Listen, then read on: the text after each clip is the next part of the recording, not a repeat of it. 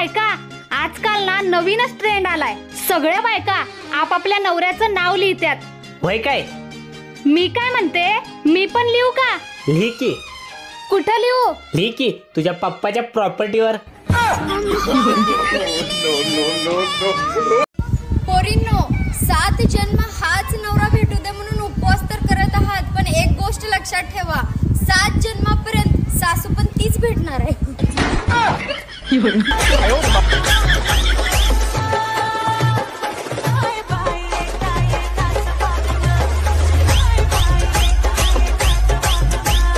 आता मला सांगा, वडाच्या झाडाला वटवृक्ष का म्हणतात? फार पूर्वी एक इंग्रज असा चालत चालला होता.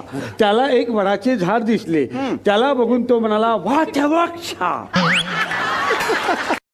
नावं चांगली ठेवत जावा.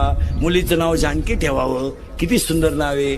जानकी, कौसल्या, भक्ती, श्रद्धा, गीता, ज्ञानेश्वरी, ओवी, किती सुंदर नाव आहे. गुड्डी,